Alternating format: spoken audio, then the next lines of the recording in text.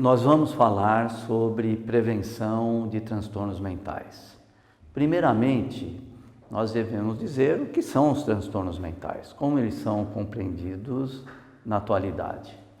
Transtornos mentais são disfunções dos circuitos cerebrais que ocorrem na época do neurodesenvolvimento. Esses circuitos alterados, eles vão ter sua base na genética, na herdabilidade, naquilo que nós adquirimos do genoma, mas eles também vão ser influenciados por todas as experiências que nós temos em nossas vidas. Portanto, nós vamos ter uma combinação de múltiplas variantes genéticas e de múltiplos fatores ambientais que vão interagir entre si para originar essas disfunções de circuitos cerebrais que vão resultar nos transtornos mentais. Mas é exatamente nessa combinação entre a herdabilidade e a experiência individual que nós vamos colocar a problemática da prevenção. É exatamente nessas experiências que hoje nós conhecemos, que são os traumas e as experiências de criação que a pessoa tem, que elas podem ser alteradas, que elas podem ser pesquisadas e temos aqui um campo para a prevenção dos transtornos mentais. Bom, o que nós descobrimos ultimamente? Que o seu genoma, ele não é estático. O genoma vai sofrer um processo de metilação que corresponde a uma adaptação social do indivíduo que vai determinar o fenótipo do comportamento. Então, é assim que nós entendemos hoje a etiologia dos transtornos mentais e é nesse ponto que nós vamos colocar a problemática da prevenção. Transtornos mentais, eles são muito mais frequentes do que se imagina. Eles passaram a ter uma importância maior quando nós comparamos o que os transtornos mentais retiram da vida útil das pessoas na comunidade com as outras doenças, com o câncer, com as doenças cardiovasculares. Só para vocês terem uma ideia, cerca de 20% de tudo que é perdido em vida saudável corresponde aos transtornos neuropsiquiátricos, isso na vida adulta. Quais são? Depressão é o principal dele, depois a esquizofrenia, o transtorno afetivo bipolar e a dependência ao álcool. Então, essas condições são extremamente relevantes na comunidade. Nós aprendemos isso alguns anos atrás, mas nós fomos surpreendidos por um outro dado muito relevante. É que se nós pegarmos as condições de morbidade na faixa etária entre 12 e 24 anos, pegando o período da adolescência, nós vamos observar que várias dessas condições, elas se iniciam na adolescência. Então, o problema da depressão, a exposição ao álcool e drogas, a violência, né? Então, são várias as condições que se iniciam na adolescência. Então, nós aprendemos que a adolescência é um período particularmente importante de nós observarmos. Se nós vamos falar de prevenção, nós devemos ter também uma ideia de quais são os problemas de saúde pública que ocorrem na nossa comunidade, no nosso país. Bem, nós fizemos um estudo sobre violência e trauma nas cidades de São Paulo e no Rio de Janeiro. Entrevistamos 4.000 pessoas e também ficamos surpreendidos com algo muito importante. Cerca de 90% da nossa população teve que enfrentar, pelo menos uma vez na vida, um trauma extremamente relevante. Quais são os problemas importantes na população? Então, a questão do trauma é extremamente relevante. Assaltos à mão armada, violência doméstica, estupros, os sequestros relâmpagos, as perdas familiares decorrentes dos acidentes de trânsito. Então, nós temos na população uma gama de fatores que são, em princípio, todos capazes de serem evitados, serem objetos de prevenção. Bem, nós temos uma outra tragédia, que ocorre na adolescência, que são as perdas decorrentes dos homicídios e as perdas decorrentes dos acidentes de trânsito. Nós perdemos cerca de 50 mil vidas por ano no país, decorrentes tanto dos acidentes de trânsito quanto dos homicídios, que vão afetar também essa população. Quando nós falamos de prevenção, o que nós tentamos abordar? Nós tentamos abordar quais são os fatores de risco para se desenvolver os transtornos mentais e quais são os fatores de proteção. Então, a ideia básica da prevenção é eu atacar os fatores de risco e estimular, reforçar os possíveis fatores de prevenção.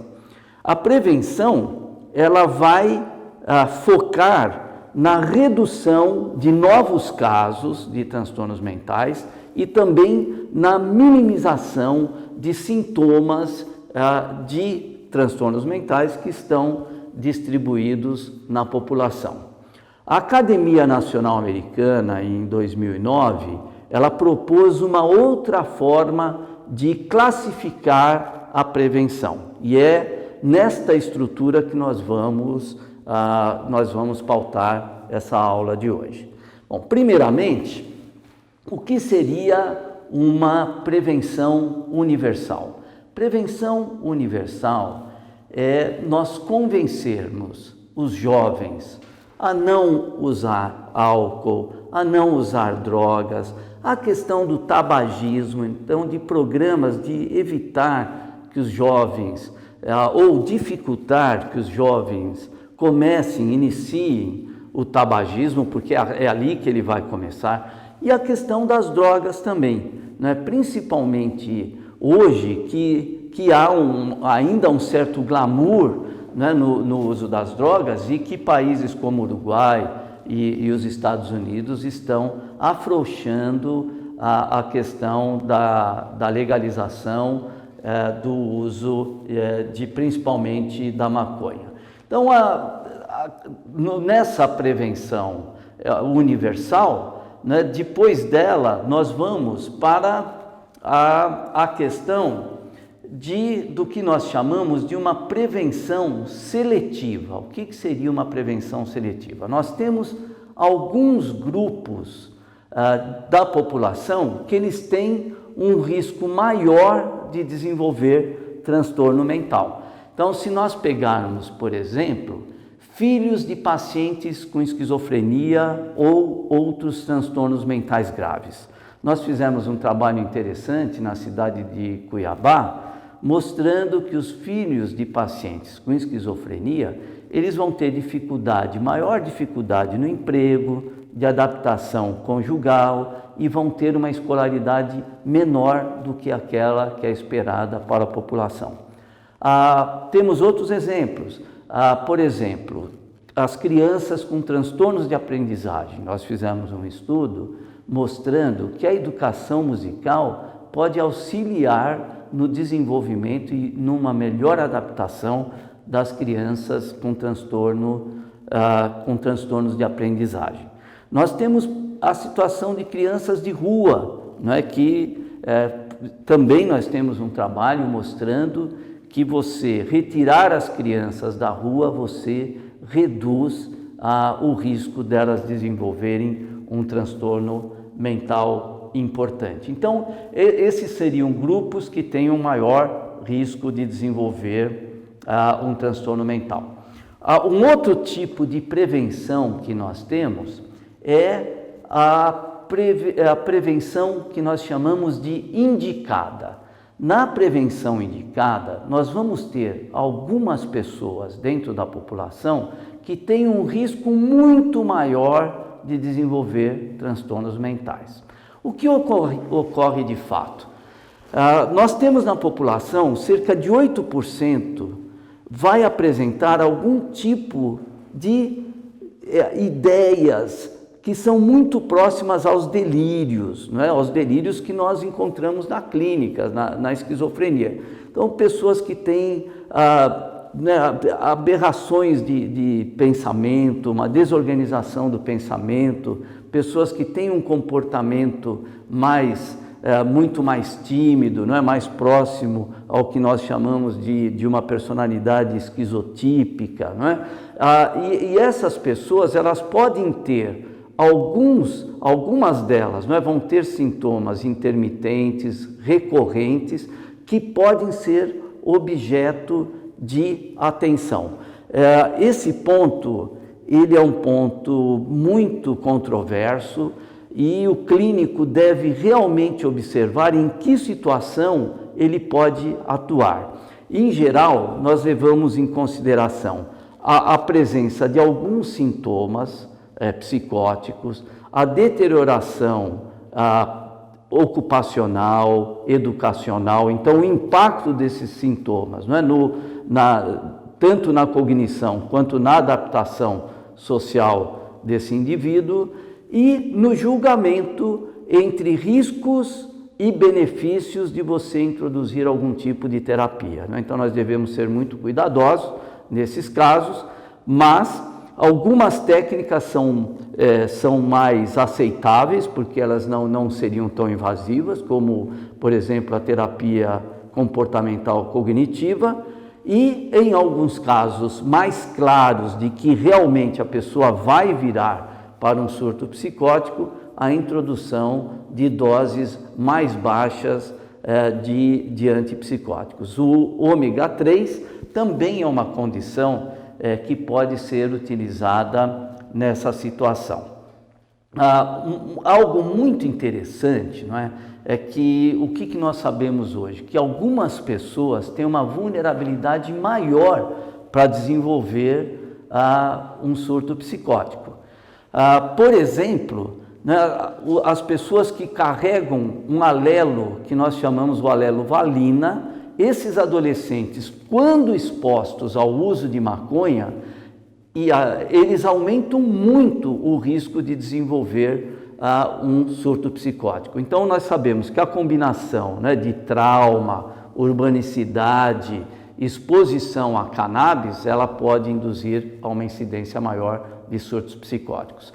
Aliás, tem um axioma de um epidemiologista muito famoso, Jeffrey Rose, que ele diz o seguinte, que vale a pena você evitar a exposição populacional de pequeno risco, porque isso vai aumentar muito a incidência de transtorno mental no futuro. Uma delas é, quanto menos nós tivermos de exposição a cannabis, menor o risco de você desenvolver transtornos psicóticos associados ao uso da cannabis. Com tudo isso, qual o papel da SPDM, qual o papel da Universidade Federal de São Paulo? O que nós temos pensado? Nós temos um trabalho na Vila Maria, que é um projeto de organizar a saúde mental naquela área. Então nós temos várias unidades básicas de saúde, nós temos uma enfermaria psiquiátrica no Hospital Geral, nós temos um CAPS e nós temos um ambulatório de especialidades que trabalha muito bem. Nós pensamos em desenvolver um tipo de serviço mais amigável para os adolescentes, tentando articular tudo o que for possível de prevenção nesse espaço. Uma articulação com a atenção primária, não é, com o PSF principalmente, e com as escolas. Por exemplo, atuarmos precocemente no uso de drogas, principalmente o crack. Estamos falando muito pouco das possibilidades de realmente agirmos na prevenção de drogas, não é? Que nós podemos convencer, como podemos ganhar esses jovens de que o uso de álcool, tabaco e drogas vão estar associados com transtornos mentais graves na vida adulta que vão dificultar a vida deles. Então, uma ideia do nosso projeto para o futuro é termos uma unidade que faça a interface com a escola, com a atenção primária, de um lado, e com o sistema de saúde mental de outro. Mas ele não seria necessariamente um lugar de saúde mental. Ele estaria no meio entre as escolas de atenção primária e um programa de primeiro surto psicótico. Porque aí, quando a pessoa realmente tem um transtorno psicótico, aí nós teríamos que também agir precocemente para evitar o neurodesenvolvimento dessa condição. Bem, hoje nós temos uma nova realidade. Sempre falar de transtorno mental e prevenção sempre foi visto com muita dúvida, com